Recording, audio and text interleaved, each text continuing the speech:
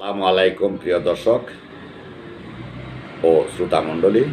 স্বাস্থ্যকর Dhaka Kanni express rail ticket প্রসঙ্গ। Software কারসাজি নাকি সিন্ডিকেটের খেলা? বাংলাদেশ রেলওয়ে টিকিট সংক্রান্ত দুর্নীতির অভিযোগ নতুন কিছু নয়, তবে চীনের সফটওয়্যার কোম্পানির হাত ধরে এই দুর্নীতি আরও সুসংগঠিত হয়ে উঠেছে বলে অভিযোগ উঠেছে। বিশেষ করে স্বাস্থ্যকর ঢাকা রুটের কান্নি এক্সপ্রেসের টিকিট প্রাপ্তি নিয়ে সাধারণ যাত্রীরা চরম দুর্ভোগের শিকার হচ্ছেন।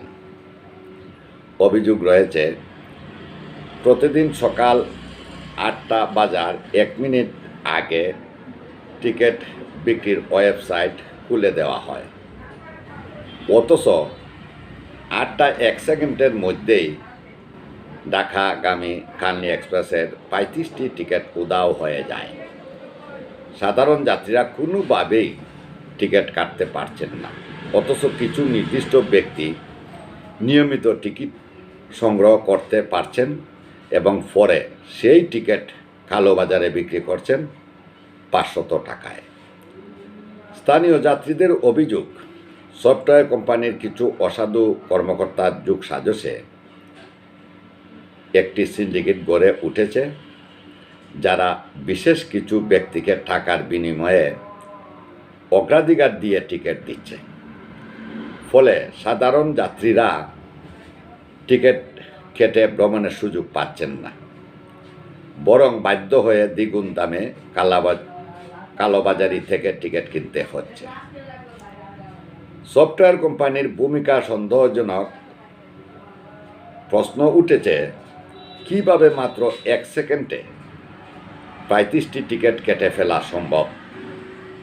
সাধারণ যাত্রীদের দাবি, সফটওয়্যারটি এমনভাবে প্রোগ্রাম করা হয়েছে যে নির্দিষ্ট কিছু ব্যক্তি বা গ্রুপ স্বয়ংক্রিয়ভাবে টিকিট পেয়ে যান, আর বাকিরা চেষ্টা করেও ব্যর্থ হন। প্রযুক্তিগতভাবে এটি সম্ভব যদি সফটওয়্যারে এমন কোনো ফ্রি সিলেকশন বা অটো বুকিং অপশন থাকে, যা সিন্ডিকেটের লোকজনকে অগ্রাধিকার দেয়। তবে ঢাকাগামী আন্তনগর ফারাবত, জয়ন্তিকা, উপবন এক্সপ্রেস ও চট্টগ্রামগামী আন্তনগর পাহাড়িকা ও উদয়ন এক্সপ্রেস ট্রেনের টিকিট স্বাভাবিক নিয়মেই পাওয়া যাচ্ছে।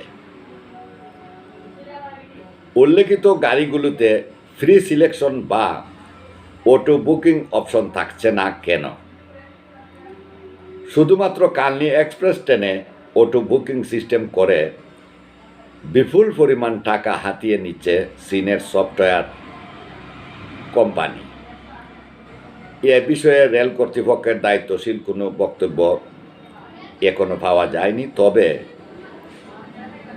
রেলওয়ের অনিয়ম নিয়ে বিভিন্ন সময় গণমাধ্যমে প্রতিবেদন প্রকাশিত হলেও কার্যকর ব্যবস্থা গ্রহণের নজির খুব কম। ফলে প্রশ্ন থেকে যায়, সাধারণ যাত্রীরা কি এভাবেই দুর্ভোগের শিকার হবেন, নাকি এই সিন্ডিকেটের বিরুদ্ধে কোনো ব্যবস্থা নেওয়া হবে?